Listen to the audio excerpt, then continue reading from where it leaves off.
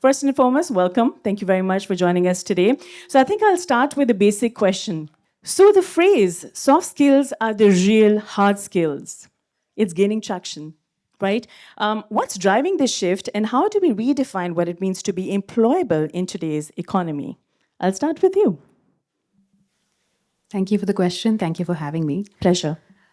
Let me start with a study which was recently published by on LinkedIn Research, which says that 89% of hiring managers say that bad hires fail because of lack of soft skills and not really because of lack of technology or tech know-how. So, especially in these times when AI is able to do a lot of work that humans were earlier doing, it's more than ever critical thinking, empathy, collaboration, judgment, all that has become all the more important because AI can crunch data, they can Yes. draft reports for you, but who questions it? Who sees a personal judgment, a person's judgment is required. So that three things. Context. Context is very important. Where is it happening? For example, you're building a bridge in a probably in a community where probably it's flood prone to floods. So AI can help you do the stress tests. Correct. AI can help you with the design. Who will talk to the community to understand what is the historical value of that place, the cultural value of that place? So human beings come into place there. So human values come into place there. So I think more than ever, because AI is able to ease a lot of work that human beings earlier did. I think all the more important that soft skills come as the differentiator. Yes. So that becomes, our USP. Absolutely, I completely agree. Although, I mean, all of us know one thing for sure that Chat GPT is more or less one of our best friends, right? I mean, you talk to Chat GPT almost every single day. But I read it somewhere that you might forget what someone spoke, but you might never forget how they made you feel. So, that feeling, that emotion is very important. What would you like to say? Yeah, coming back to this question, first of all, I would like to thank you for having me here. Our And it's pleasure. really a wonderful topic, and it is the hour of the need, actually. Again, coming back to the particular question, soft skills are the real hard skills, right? If you look at the top CEOs, especially a company which is involving in space related and autopilot related company, hope you aware of that CEO. So they look for people, okay, not from the reputed institutions or something, okay, so they look for the soft skills, Right. right? So when they highlight, and he used to tell, I look for the potential people than the proficiency ones. Right. So that makes the difference. So that makes the soft skills makes even more harder one. Absolutely. So again, now how we are going to look for this particular issue or the topic, and how we are going to train the future generation for this. So Right. that is important. Absolutely, I agree with you. They say that what is the difference between a boss and a leader? Can anyone answer this over here? What is the difference between a boss and a leader? A boss is the one who has the title, but a leader is the one who has the people. And only you have the people if you have the soft skills. Correct? So now moving on, the second question is that in a STEM dominated curriculum, how can we practically embed values like, for instance, empathy that we just talked about, ethics, and cultural sensitivity without diluting technical rigor? Would you like to answer this first? When you talk about the ethics, especially now, most of the people are interested to do the projects in AI related things, and there should be a ethics should be enforced into that, and there are professional bodies that ensures that. For example, suppose I'm from a computer science background and with electronics also, so there is a professional body called IEEE. Hope Right. you aware of that. So there is a specific professional body that looks for this one. That is the IEEE Society on Ethics of Autonomous and Intelligent Systems. So they will frame certain policies and practices. So you have to follow those ethics, Right. right? So obviously that will ensure the things are going in a right way. So that is one thing. Obviously, we also teach in a subject called artificial intelligence. We not only teach how this model works, how it predicts. So there is a one unit on responsible AI. you should be responsible, right? So there should be a models. You should be able to make a responsive one. Correct. So that is important, and we used to enforce that. Absolutely. I agree with that also. Professor Elsa, would you like to chip in and add in? I think most forward thinking programs do have ethics embedded into the curriculum. Stanford, for example, has ethics in public policy in tech. We at Manipal, in our liberal arts programs and other programs, have AI in ethics. So, ethics and AI, sorry. So, I think, and just not about ethics, soft skills is also about communication, which is, I think, traditionally also been embedded into programs, but I think there is an increase in terms of intercultural competence. Correct. There is leadership courses, there are innovation. So, I think, other than having courses, another way to look at it is embed it into all aspects of all subjects. So having modules in all subjects, which involves uh, aspects of soft skills. So if it's a proper tech subject, I'm really happy that both of us are from very different backgrounds. Yes, He that's brings in a correct. computer science background, and I come from a liberal arts background. Yes. So I think that will really enrich the conversation also. So even if it's a very tech heavy subject, when we give projects, for example, so having it part of the rubric. So if you have a group project, to assess them on something on aspects related to teamwork. So I think that also builds in indirectly, implicitly builds in soft skills. Yes. So Correct. I completely agree with you. Thank you I'd very like to much. add one more point. For Yes, example, please go there ahead. are models, right? For example, face recognition. So mostly they used to train with a certain standard data sets. Okay, so you should have a additional, for example, face recognition, right? There will be some standard data sets will be there, and there should be additional data that includes some kind of a cultural identity. Right. So right, if you introduce the model with a data with some cultural identity, it Yes. may bias, or it may wrongly predict as well. Exactly, because we live in a very, I wouldn't call it a dangerous time, but culturally sensitive time, Yeah. right? So those things need to be regularized Yes. with the help of those professional bodies I mentioned. Absolutely. That's a very solid point. I agree. So, the next question that I have is that let's talk a bit about emotional intelligence because I started off by talking about this. That can emotional intelligence and communication be taught like math and coding? Right? And also, the second part of this question is that what are some effective academic methods or tools that you feel that you need to succeed? We'll start with you. Yes. Right. To be frank, we don't teach actually like the math or the coding. So I'm from again from computer science. So we have a different programming subjects, Right. right? Math subjects as well, but will not teach with that extent, right?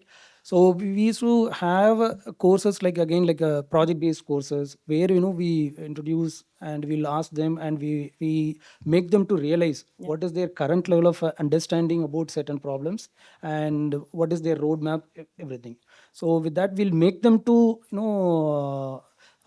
think as well as realize, and we'll try to give the roadmap so that they can achieve further. Absolutely. Yes. I find this question very interesting. Luckily, in the liberal arts, there are a lot of subjects that cover soft skills and these aspects, but that's not enough. We have been traditionally operating disciplines have been operating in silos. It's changing with even the India's national education policy and even in UAE. So you'll see that there's more fluidity between disciplines and there's more liberal arts in engineering, in management, design. So, to answer the question, I think can it be taught like math and coding? It can be systemically added into education. So, I feel there are two ways to do this, and this is based on. Let me take the two happiest countries of the world. Yes. So, Denmark in 1993 started empathy as a subject for school children in their national curriculum. And they explicitly teach students about empathy. Whereas Finland embedded into their entire Finnish education system. Right. So what they do is like I said earlier, so they include it into all subjects in their assessments. So they focus on collaboration, teamwork. So whatever projects they give students, they assess them on those aspects. So which is better? I think it largely depends on how it's executed. Right. But I think both has its pros and cons. I feel a combination of both is required, where you have foundational understanding of what is empathy, but it's also embedded into the system. So I think a mix of Denmark and Finland ways would probably be an ideal way to go ahead. Absolutely, because I mean, there's a reason why they're the happiest nations in the world, also. I mean, every single year you have that survey and the name pops up, Denmark and Finland for a reason. I also feel, here's a theory, but please correct me if I'm mistaken. I feel that sometimes an idea is okay to start a discourse and then the rest will follow if the execution is done properly. That's very important. So, the narrative that you set here is that emotional intelligence should be integral. I think we have the ball rolling. So, that's very well. So, just the concept of emotional intelligence to be absorbed by the audience is also a task which you've already taken. So can you see a little bit of like a difference in the society now that people have started to talk about it and accept it that yes, it is very important? Or do they shrug it off and say, oh, I don't think it's really important. Let's just stick to maths and coding and all of that, Yeah. So we used to have a different subject as a electives. So students can opt for that. Okay. So mostly this kind of subject we used to, categorize as a open electives. Yeah. But this should be kind of a, no, we have to make it as kind of a mandatory one. Exactly. So that everybody will, go through it. Right. So certain courses should be mandatory. Certain can be, elective they can do. Right. So at least either it should be integrated or, it should be a specific, 1 credit or 2 credit course should be mandatory. Absolutely. I completely agree. Now, with AI handling increasingly complex tasks, as all of us know, how do we ensure that human judgment and critical thinking remain at the forefront of decision making, which is a very important question? We'll start with you now. I think I covered it in the first question. So, all the more reason, like I said, because AI can do the mundane tasks, even the more tech-related tasks. Correct. Where do we come in picture is where you need to understand context, where you need to understand the human side of it, and most importantly, common sense. Okay, so I think sometimes we underestimate common sense. So human beings or human-centric skills ensure that decisions are made empathetically as well, and which is very important. So even for example, in healthcare, so you could read X-rays through probably using AI. Your reports are faster. So you have so much going on in terms of making your process faster because of AI. But what happens when you have to break a bad news to a patient? Okay, can AI help there? Okay, so that's where the human empathy comes in. So what do you do when, how do you, also treatments, for example, how do you customize it for a patient based on the family's background, the cultural background, the religious background? So there are so many aspects that AI cannot. Absolutely. Yeah, they are just not enough. AI is not enough. And this is where the human-centric values come in. Absolutely, I would agree. So, you talked a bit about the fact that it should be mandatory, right? So, here's something to kind of continue with that conversation also, that should universities begin certifying or grading soft skills, and what models exist, and how do we avoid subjectivity? Yeah, and before this question, I would like to add the Sure, please answer go for the ahead. previous Yes. question as well. As you mentioned, especially for healthcare. Yes. Certain AI model will, classify these are all, this category, that Yeah. category. But again, the model should be like a one of the doctor's assistants. Yeah. It should not be, final decision making. Right. So it is not classifying whether, category A or category B. Right. It is about interpreting, and as well as it should, we have to look for patient by patient. It is not only two categories of patients. So obviously final judgment should be made by the human only, especially the human experts. Okay, again coming back to this particular question, can you please come again? Sure, of course. I was basically talking about the fact that should universities begin certifying or grading soft skills, and what models exist, and how do we avoid subjectivity? Yes. So it depends upon the university. Some of Yeah. the universities they allow them to acquire those knowledges through online, and they will embed in their curriculum like a one Right. credit or 2 credit. But for the final evaluation should be done at the university level again one more time, right? And there is a chance for the bias thing, right? So again, the final evaluation that should be done at the university level, so they can avoid that. Right. Professor Elsa, yes. So it's one of the, though it's called soft skills, it's soft skills are some of the hardest to teach. So because it takes time, it takes personal attention. Okay, so if you're teaching communication skills to a student, it takes time. So grading, when it comes to grading, I think there are multiple ways we can look at it. So because of the, what do you say, the there is a chance there could be subjectivity, and it is normal. Okay, because Exactly. yeah, May I just add something? I'm so sorry. Just one line that I was thinking about. There may be different answers to one question. there is no right answer most of Right? the time. Yes. Exactly. So I think what one method that we've been following, which has worked quite well, is we do a 3-level assessment. So one is a self-reflection.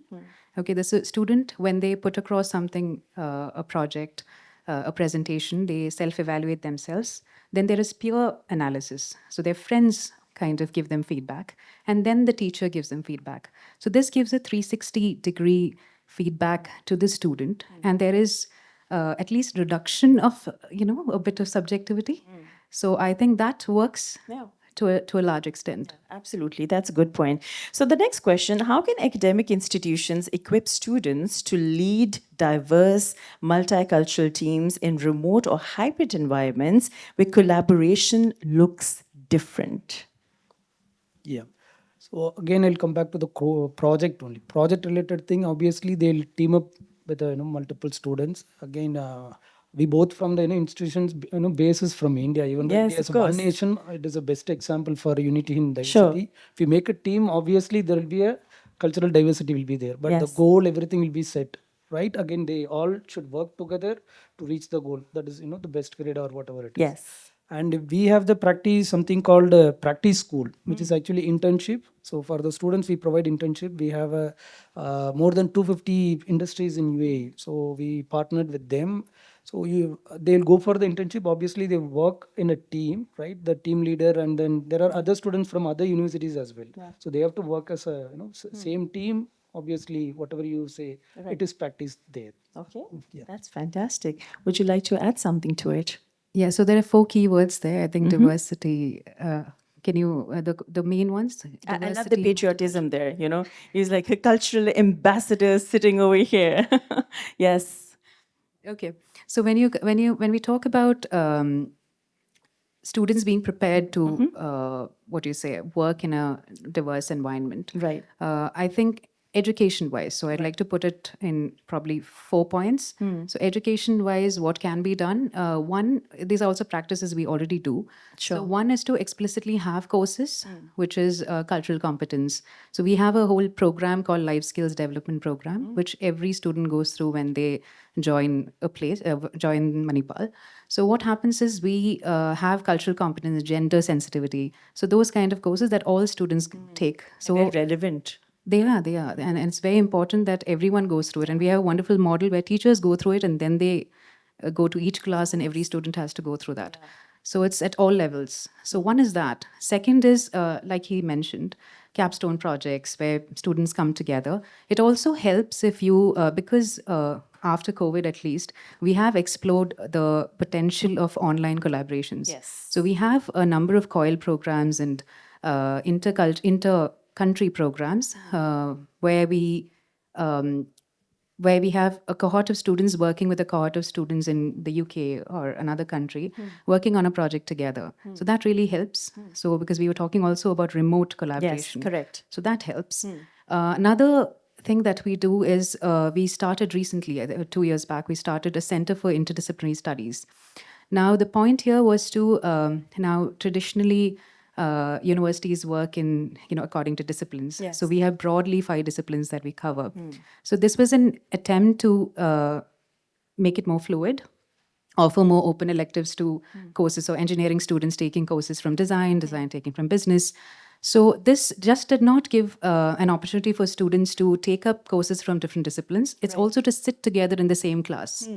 Okay, so this kind of replicates a real world office scenario. For example, when you go to work in a place, it's not just people from your own discipline. Right. So I think that Like a also co-working space area, exactly. So One, being exposed to multiple perspectives and being able to work with multiple perspectives. So I think these three things have kind of, in practice at least, I think helped our students work in multicultural, diverse environments. Absolutely fantastic. So, how can assessment techniques evolve to evaluate meta skills like adaptability, self awareness, and emotional regulation alongside a lot of technical tests as well? We'll start with you here. Yeah. In addition to the technical test, right? So they should be able to adapt. For example, again, let's say any advanced subjects, obviously there will be a component called assignment, right? For that, they have to go through what are the recent trends. So they have to adapt what are the recent things, right? So there comes your adaptability, right? And in addition to that, they have to realize what is their current knowledge of acquired knowledge, right? Obviously they have to upskill. So Yes. we'll guide them to upskill, and they have to realize what is their current level and what is the level they have to reach. So obviously we will guide them apparently. Perfect. So this is how we'll. All right, fantastic. Just a small point to add on. I think adding a component into rubrics, which involve assessing them on soft skills like communication, collaboration, teamwork, even taking feedback. So that's very important. I feel one of the most important skills that's often overlooked is to give feedback and to take feedback. Absolutely. They teach that in communication, that it's not just about talking, it's about listening and understanding at the same time. I think that's a valid point. And we Yes. talk about this empathy. Yes. Again, coming back to this feedback, most of the feedback and the feedback questionnaire will be like, 1, 2, 3, 4, 5 or yes or no type. We have to add Yeah. more. We should give them a space to speak actually. Yeah. So then, we'll also realize somewhere, we'd have done some kind of, or we might not notice something. So Right. those will be, pop up. So that can be added in the future. Yes, absolutely. Absolutely. So now here comes a very important statement that I'm just about to mention. Many graduates struggle to transition from theory to practice. And it's very true because I think a lot of us can relate to that as well. So, how can industry and academia co create learning experiences that build both confidence and competence in human centric skills? We'll start with you here first. So I think it starts with curriculum building, and more recently, most universities, good universities, have started involving the industry in co-creating the curriculum. So we have a board of advisors. So what happens is we make sure that every 1 or 2 years we update the curriculum based on what the industry requires. Thus, curriculum-wise, kind of bridging the gap between industry and academia. The second point is there are other initiatives that all universities do actually. So, one is to invite industry professionals for workshops where students directly work with them. They understand their expectations. They're able to upskill that way. Internships are a huge part of, I think, bridging the gap between industry and academia. Absolutely. Very important. So you're right there, you're doing the job, you're getting trained on the job. Also, it's a win-win for employers and students because most of them get hired after that. Yes. So I think that's the most essential, and I think it's almost embedded in all kinds of programs right now. Absolutely. We've heard so many success stories also. We started off as internees, we ended up becoming the CEO of the company, or we ended up becoming part of the management. It's wonderful to see that. Yes. So again, in addition to her point, Yes. so with the internship, we also get the feedback from the industry. So is there any topic or something you would like to add us immediately? So in our university at BITS Pilani, so we have every individual faculty has the freedom to incorporate a 15% of new things in their whatever the subject they teach. Actually it will go for the senate, etc. That is a usual procedure. Sometimes it may happen in once in 2 years or 3 years, but we have the flexibility. Immediately we can incorporate at least a 15 to 20 percentage based on the industry's feedback. Right. And like she mentioned, we used to have the board something called industry advisory panel. So every department will have, for example, computer science means, so we'll ask some of the IT industry people. They have to come out our university, and we will review our syllabus or the curriculum, and then and there they will also give feedback. So we'll try to fit in our life. Of course, that So works. obviously that bridges the gap, Right. theory to the practice. Absolutely, absolutely. Okay, now comes a very tricky question. This is the second last question for the panel also. So let's see, because I'm looking forward to this answer from both of you.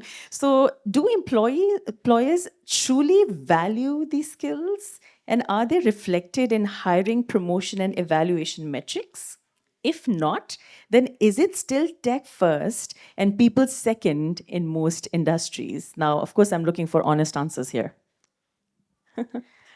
Okay, so if you look at the discourse, what's happening on LinkedIn and other platforms, there is a lot of recognition about soft skills being very important. But when it comes to hiring, not many companies are equipped to evaluate whether someone has the soft skills. So mostly they are hired on technical knowledge and then they hope that soft skills are there. Yes. But it's changing, okay? Especially with tech companies, it's changing a lot. For example, the huge tech companies look at something called cultural fit as a very important aspect of hiring. Okay. So this involves collaboration, teamwork, and all that. Google has this very interesting name called you have to have googliness, which is humility and collaboration as their values. So Do you it have is changing. googliness? I'll use it on the radio next and tease my listeners. Yes. So it's very interesting. And there's a study that says if you invest in upskilling your employees with soft skills, there's a 12% increase in their productivity, which results in 256% in your ROI. Wow. So there are studies already. So I think it's changing, but are we there yet? No. No, absolutely. That's a very good answer. Yes. Yeah, I mostly agree with your point. But they used to start with whatever tech first thing only, Yeah. right? The key parameter again, they'll also receive lot of applications. If they started to evaluating based on this, obviously they require more time. So they will go with some of the key parameters, like how many projects are based on the GitHub or number of papers published. So those things, right? And actual evaluation should be done in the other way. So due to huge amount of applications, so they'll prefer the second one. I think as you mentioned, it is slightly changing. Yeah. Let's see, hope for the best. I think so. I think hope for the best is also a very good line. And are we there yet? No, is also very real. So I think a little bit of both comes along the way. So, last question for the panel here today. Now, in a world that will change again and again, how do we embed lifelong learning as a meta skill with every graduate, regardless of their field? We'll start with you. Yeah. Yes. Again, I'm from computer science, right? The computer science field, changes or updating Yes, every sir. We know you're from computer Yeah, science. yeah. Again, every day.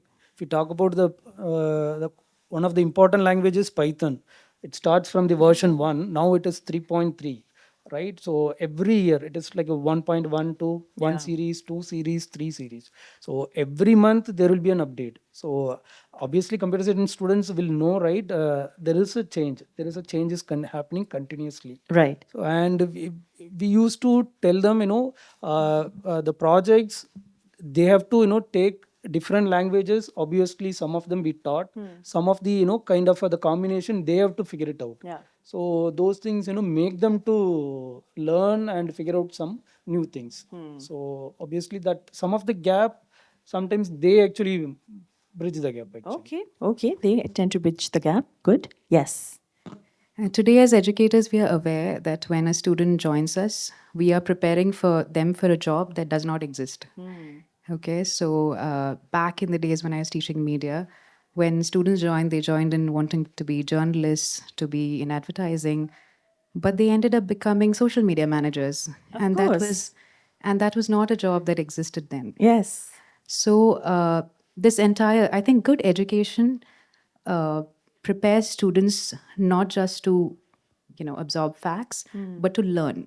How to learn is what we teach. Absolutely. And you can do it in different ways. I think in class, encouraging how to think, how to, even when you give them projects on, you earlier mentioned there is no right answer. There are different answers to one question. And there's no stupid question either, right? There is no stupid question. Right? No such thing as a stupid question. So you can go ahead. Well, there is something called a stupid question to be very realistic. But in order to encourage students, we also mention that, right? That you can ask as many questions as you want. Of course. And as educators, I think that's our job. Right. Okay, so we are here to answer all questions. Exactly. So no categorization of questions there. Absolutely. So another way is to also what we do is I think one of the major changes or shifts that has come in terms of education is micro credentials.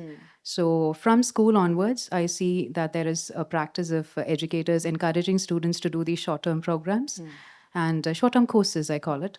So this helps them have gain autonomy in their learning. So they will see it as a personal process. But because when you're doing your own, even if you're doing a degree program, when you're doing a separate online course, it helps you get on a learning journey on your own. Right. So I think that really helps students and to be lifelong learners. So that's one of the aspects I think that we could focus on as educational institutions also. I think both BITS Pilani and Manipal offers Coursera, for example, as a free offering to students. So these are ways that we do, what do you say?